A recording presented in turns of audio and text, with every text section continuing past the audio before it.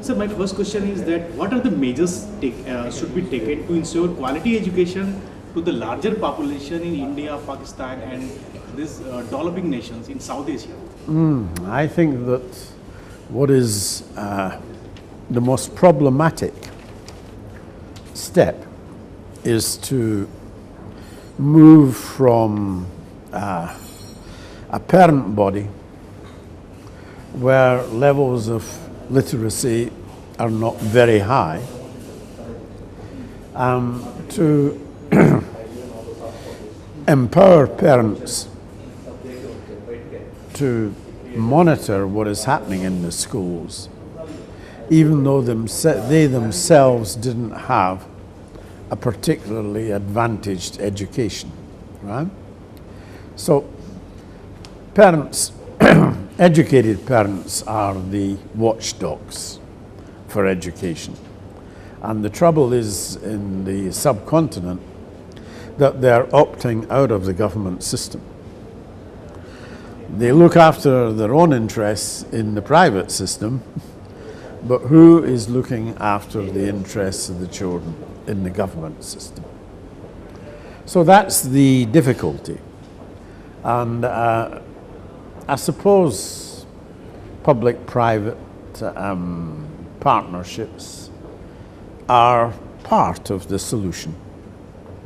There, certainly in Pakistan, there are some powerful foundations run by the business community and particularly by the expat community who earn lots of money in America and then send a little bit back to Pakistan. And they run schools and they run them well because they know what to expect of a school or what they should expect of a school. But in the rural areas, there are very few watchdogs, and in fact, usually the school teacher is the most educated person in the community. So nobody can challenge him. Okay, great. Sir, the gross enrollment ratio in higher education in India and Pakistan is much less as compared to global standards. So what should be done to mitigate these challenges? Well, it depends what you mean by higher education. I mean, if you just mean that education should continue after senior secondary school, this is a well-known strategy by Western governments to solve their unemployment problems, that's all. If these people are students, they don't count as being unemployed. But to what extent the educational experience has economic value, that is a very open question. It may have economic value for the student, less so now in the Western world. We're getting very used to graduate unemployment. You are getting used to graduate unemployment. Unless the graduate has actually had the kind of education which is an introduction to critical thinking, to not accepting what you're told, but challenging what you're told. If you've had that kind of education, yes, you need it, and the society needs it. But if it's the kind of education where you simply learned a book in order to get some marks, in order to get a degree, you are wasting your time. You can get the book off Google. I mean, so you don't actually need that kind of education. Sir, what is the role of the Aga Khan University in promoting good education in Pakistan? And what are your new initiatives? The Aga Khan development network, I find quite complicated. Yes, it's not one organization. It is a series of organizations. So I belong to the Aga Khan University. And that is complicated enough. That exists or has campuses in 8 countries, in 3 continents. So it's not simple. And then beside that, you've got the Aga Khan Education Service. And it runs schools. And it runs many schools in Pakistan. Not a huge number, but I think probably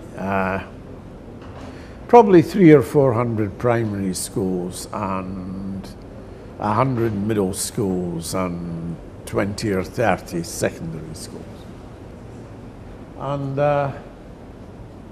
it believes in student participation in their own education, so that although it on the whole is serving quite depressed communities, these are not schools for the rich and wealthy. The children do get the opportunity to think outside the textbook.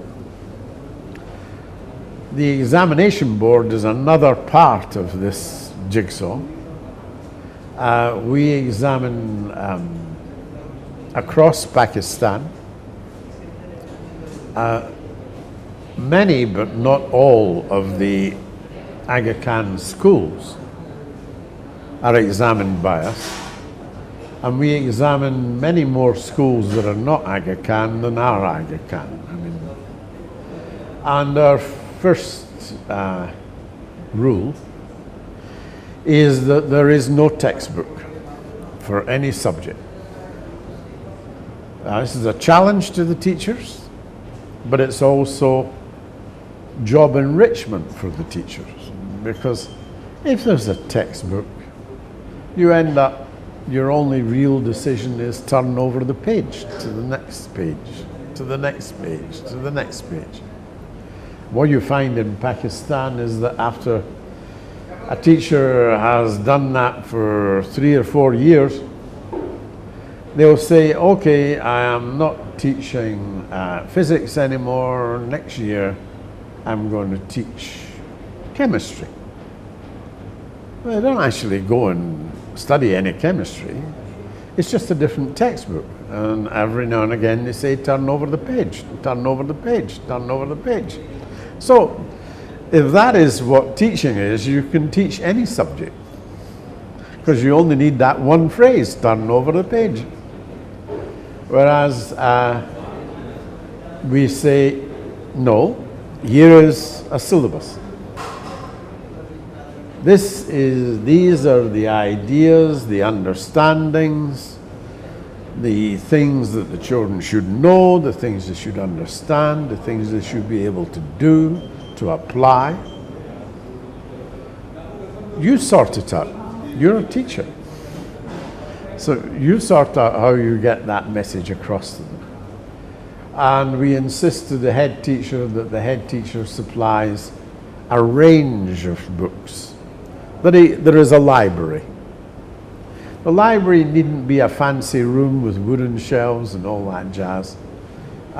It can be a collection of books in every classroom. You know, the physics books in the physics lab, the maths books in the maths classroom, and so on. And that, I think, is the most dramatically different thing that we do. Because when it comes to the examination paper is long and the answer paper is short. Now, you're used to it the other way around. You're used to a one-page set of questions and then a book. You maybe ask for a second booklet, supplementary sheets, and you fill every sheet up as much as you can. And then you wait for the examiner to answer the question. Huh? And he reads through and he says, oh yes, that's relevant. Oh, that's relevant. Oh, that's relevant. Oh, that's relevant. 6 out of 10. Boom. He has answered the question. You haven't answered the question. You just wrote everything you knew about that topic. And he answered the question. So we ask you long questions and give you only a short space to answer them in. And then you don't have to write time all the time. Most of our students, the exams have to be the same length as the other exams in the country, otherwise we'd be breaking the rules. So most students spend at least an hour not writing at all in the exam. The good ones are thinking, and the other ones are looking out the window. But I mean, they don't. There's not enough to write. There's not enough space to write. So they have to really think about, what do I write? What is this question actually asking me? And they have to work that out. That's called thinking. And we insist that in the exam they think. The teachers know that, so now we find the teachers also teach them to think. And there is one very, very simple rule for getting a teacher to get the class to think. Most teachers, when they ask a question, they wait that long and then they ask for an answer. And we say, ask the question and then count. 2, 3, 4, 5, 6, 7, 8, 9, 10. Then ask the question. And if you do that, 3/4 of the class will have an answer. And 1/4 of those answers will be wrong. And you can begin to teach. Because you can only teach when you get mistakes. As long as you keep getting right answers, you can't teach, can you? So, you have to wait for long enough to get the mistakes. It's very simple. Sir, what is the role of ICT in improving educational scenario in India and Pakistan? Well, I mean, I look at it very much that there are two different ways of looking at it. One is that at the moment, the examination boards who test the outcomes from education collect huge amounts of information. And they give marks to individual children, and then they throw all the information away. And so nobody learns from that. So what we do is, all right, we give the kids the marks, but that's not the important thing. The important thing is to look question by question. So we use ICT to collect the information. So instead of the candidate having just, the marker just marking what the candidate's written, we scan every page that the candidate has written into a computer. So the computer, the candidate's handwriting is now in the computer. Then we split it up. So the answer to question 1 goes in one place, and to question 2 in another, and to question 3 in another, and so on and so forth. Then we create teams of markers, and they specialize They specialize in marking one question, and they do that well instead of trying to mark the entire subject and doing it badly. And then we have the answers of every child to every question. And we produce reports to the teacher on which questions the teacher taught well and what the teacher didn't teach well. We prepare reports for the school on which subjects were well handled and which were not well handled, which usually means that the head teacher hasn't spent enough money on some subjects and favoured others. We produce reports then for the government on the national curriculum and which bits of the national curriculum are appropriate for the age group or inappropriate for the age group. You know, you can ask kids to do things which are beyond them because you haven't laid the foundation. But you can also ask kids to do things which are trivial, which they first learn to do in the second year of secondary education, and they're now in their fifth year and you're asking them again. And they say, oh, what is all this about really? And that's when they get bored and fed up and say, I'm not going to school anymore because it's too boring. And what they mean is I am not being challenged, I'm not getting new experiences or anything like that. Same old stuff. Same old turn over the page. Yeah, great, Dr. Christie. Dr. Christie, one question which is very emotional for me personally. How education can be a major tool in improving Indo-Pakistan relations, bilateral relations? I think that you're putting your finger on a very real problem. I cannot change the national curriculum of Pakistan, but there are bits which I refuse to put in front of the children because it's a fabrication, it's a false history, if you want. And I don't know the Indian syllabuses and curricula. I should imagine that there too there are discrepancies or departures from reality. But I think it's terrible when children get force-fed a myth. And I'm afraid that in both India and Pakistan, well, certainly I know in Pakistan, the children are fed myths about the relationship. It's not a comfortable relationship.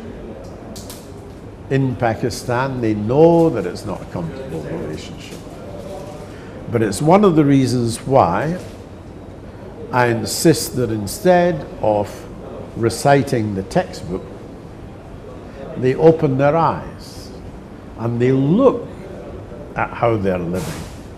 And they see plenty of Indian films. I mean, they know lots about India, really. But they're not allowed to say that they know these things, right? Because the exam system won't let them. So effectively, that brings us back to where we started. As long as the parents are not challenging the stories that are being told in the school, you can bring up Taliban if you want to bring up Taliban. I mean, I'm not saying that Pakistanis do want to bring up Taliban. Very few of them do. But you don't need many Taliban to create absolute chaos. So we just try to say there is no one correct message. Read as many books as you can. Talk to your parents, talk to your grandparents, ask them what it was really like. That's the message. And then tell us and you'll pass. I mean, we're not going to say that's not in the textbook, therefore it doesn't count. Of course it counts. I probably had a role model, but I mean, it was a long time ago. So, yes, I know. My role model was a man called Jack Allenson. He was a professor of mechanical engineering at the University of Birmingham. And he was a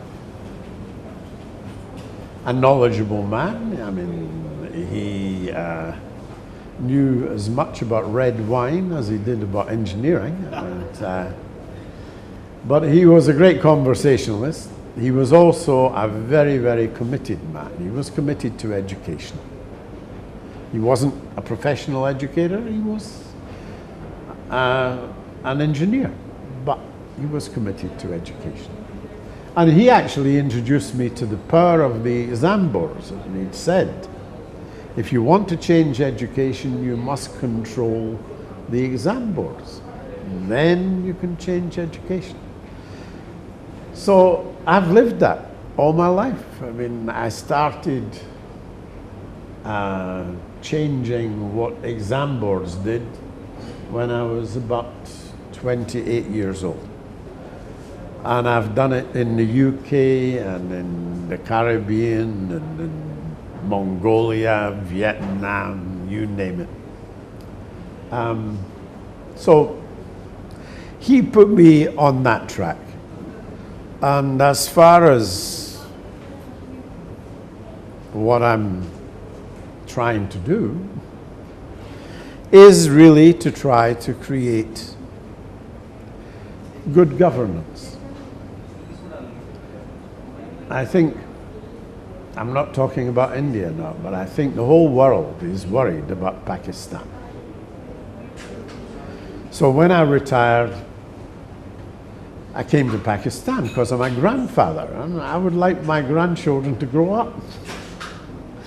And Pakistan, looking at it from the outside, was a very dangerous place. Now that I live there, I mean, it's not dangerous, really, at all.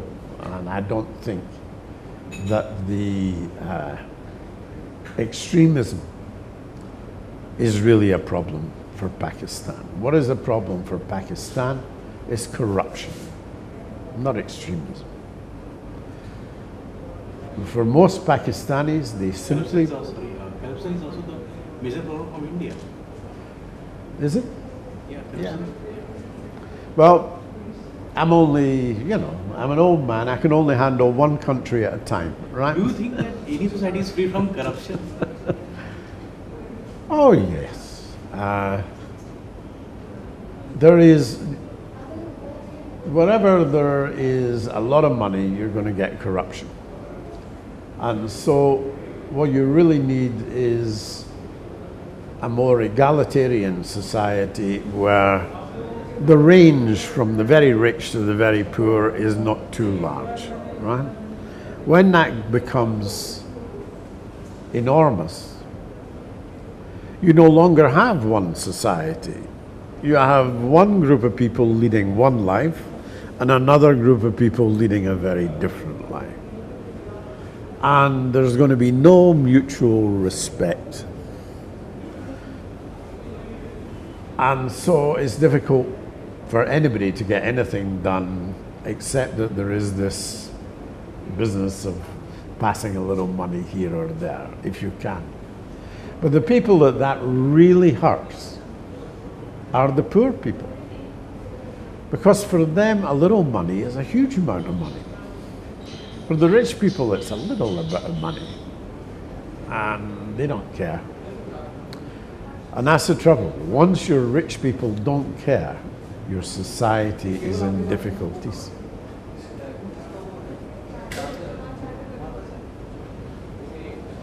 All right? Good.